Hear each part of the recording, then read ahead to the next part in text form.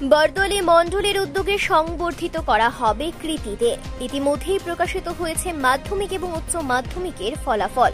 বরদোয়ালি বিধানসভা কেন্দ্রের মণ্ডল কমিটির উদ্যোগে এলাকার কৃতী ছাত্রছাত্রীদের আগামী ২রা জুন এক অনুষ্ঠানের মাধ্যমে সংবর্ধনা প্রদান করবেন রাজ্যের মুখ্যমন্ত্রী তথা বরদোয়ালি কেন্দ্রের বিধায়ক ডক্টর মানিক সাহা।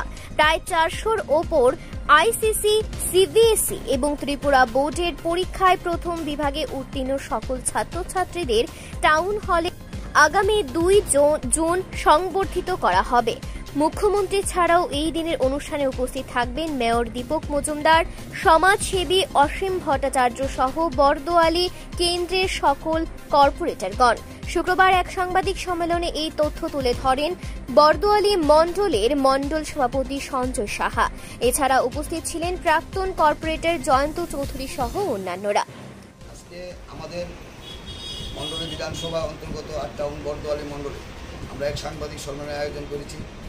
আমাদের আগামী 2024-এ যারা মাধ্যমিক এবং উচ্চ মাধ্যমিকে প্রথম বিভাগে উত্তীর্ণ হয়েছে তাদেরকে টাউন হলে আমরা সম্বোধনা দেব।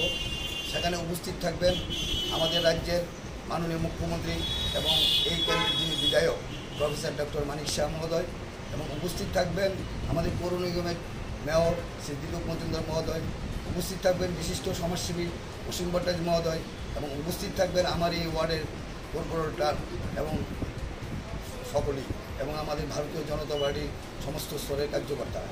তাই আমি সবাইকে অনুরোধ করব যে ২ তারিখ বিকাল ৪ ঘটিকায় টাউন হলে সবাই উপস্থিত থাকার জন্য, এবং আগামী দিনের জন্য ছাত্রছাত্রীরা আরও বেশি উৎসাহিত হয়ে ভালো পড়াশোনা করতে পারে সেই লক্ষ্যে কিন্তু আমাদের মাননীয় মুখ্যমন্ত্রী ওদেরকে সম্বোধন করবে।